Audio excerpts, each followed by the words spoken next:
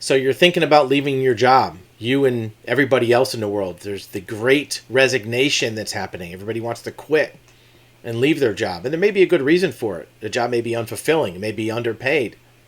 You may have to do things that really don't make you happy. And that's fine.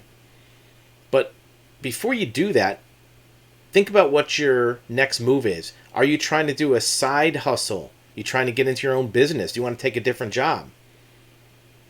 The question is why? What is behind it? Do you want more money? Do you want more freedom? Do you want less work? Do you want to do your own thing? Do you want to be not controlled by a boss or a corporate overlord? Think of all the things you hate about your current job. Maybe it's that you don't have a day off. Maybe it's you have certain working hours that you don't like. Maybe it's the commute.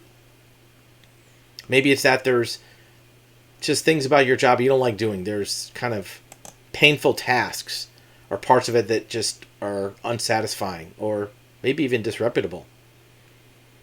So the question is, what are you going to do about it?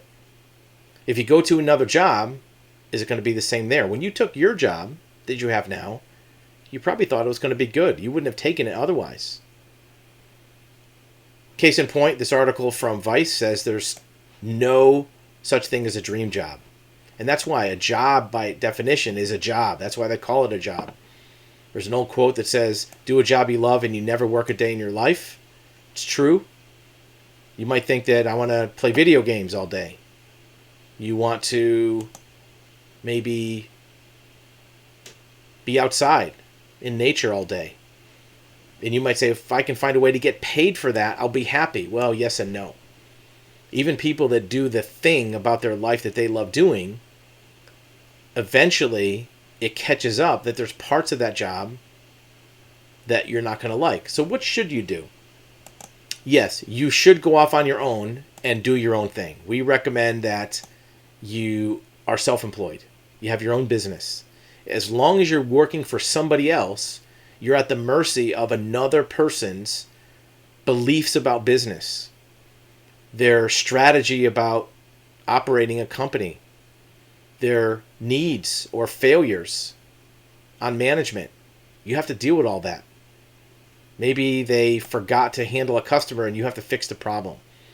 Maybe the way that they handle scheduling always puts people working at hours they don't like.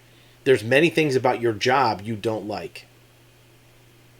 So you should work for yourself. However, it's not all utopia, because all of the things that need to get done in your current job, working for yourself, somebody's got to do them.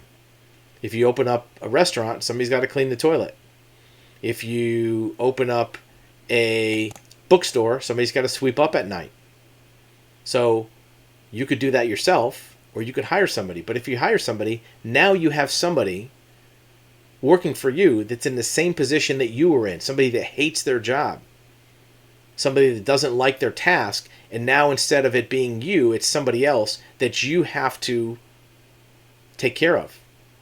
So if you truly care about other people, and you know that that task, sweeping the floor, cleaning the toilet, taking out the trash, dealing with problem customers, whatever those things are that you did not like, it's worse now because you're forcing somebody else to do those things that you don't like. And as a caring, altruistic person, that should affect you more than doing it yourself, shouldn't it? So what are you going to do about that? Well, there's a strategy. No matter what you decide to do for your own business, open up a deli, bookstore, landscape company, programming company, there's going to be things that you're not going to be able to do yourself, nor do you want to do them yourself. Maybe there's some kind of programming that you can't do. Maybe there's accounting that you can't do or don't want to do. Even if you could literally do everything that needs to get done for your company, you're not going to have enough hours in the day. So you are going to need colleagues. You are going to need business partners. You're going to need employees. You're going to need assistance with your enterprise. At first, you might not be able to afford to pay because you have no income yet with your side gig.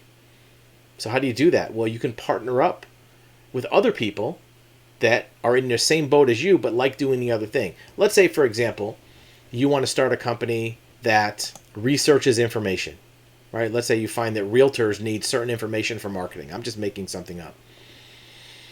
And you get into that business. Now, you're going to need somebody that does sales. Maybe you don't like sales. You're also going to need somebody that does accounting for your business. You may not like that. But if you like doing research and you start your own business for research, there's somebody somewhere that likes doing sales, but they don't like doing research. There's also somebody somewhere that likes doing accounting, but they don't like doing sales. And they want to start their own business too, or maybe they have started their own business. Those are the people you want to find. The people who are interested in starting their own business, doing the things, the pieces of the puzzle that you don't want to do or can't do or don't have time for, and attaching yourself to them. So you have this cluster of self-employed people with these businesses that do all the pieces of the puzzle to make the final result for your business. And you're doing the same thing for them. Maybe you do like sales, but you don't like research or accounting. Well, you can do sales for the research company. You can do sales for the accounting firm. You can do sales for your own company. So if you like doing sales, offer that as a business. Now you're a sales company, and you can do that for other businesses. Either way, don't try to do it all on your own. Don't try to burden the whole thing on your own shoulders, because there are things about a business that you need help with. You need other people for. Look, maybe you want to take on a business partner, but if you take on a partner, now you have to give away half or some percentage of your revenue or your success. If you want to do it all on your own, that's fine, but align yourself with good resources. Make sure they're trustworthy. Make sure that they have the same mindset and belief system as you. Make sure they're disciplined. Make sure that they want to work hard. The good thing is you can interchange them. If you work with somebody that maybe doesn't work out, you can find another company. It's not like an employee where you're attached. So look at all those pieces of the puzzle and think ahead that you need them. Think about your company you work for now before you leave, and look at all the things in that company that are getting done that you're not doing. There's an accountant, there's a salesperson, there's marketing people, there's maybe delivery service. Make sure you account for all of those things that you need and how you're going to accomplish that. You don't want to accomplish it by having a fixed monthly cost that you're obligating yourself to starting out. You want it to be scalable. So maybe you tell your accountant, look, I'll only have you do stuff when I need it. Maybe your salesperson is only on commission. Maybe your delivery person only gets paid per piece. But align yourself with other companies that you can offer things to them and vice versa, so you can scale your business up. Do the things you like doing, but remember, all of the things you hate about your current job aren't going to magically go away if it's your company, because all the things that you're doing that you hate have to get done for every company. And if you just disregard them and think it's magically going to disappear, you'll be sad when you have to do them. It'll be worse too, because you're still going to have to do the same crappy job, but you're going to get paid less. And you're not going to get a paycheck every Friday like you do at your current job automatically. You're only going to get paid if you've built up some customers, which you probably will at some point. But in the meantime, you're going to do all that terrible work and the things you hate doing at your current job, but not get a paycheck on Friday. You're going to be doing it for free, basically. In the long run, it'll be good.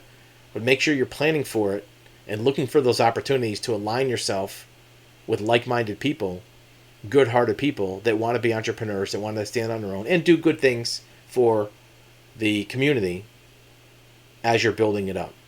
Don't live the fairy tale that all the annoying things about business will go away. And I know you're not doing that. I know you're thinking about all these things.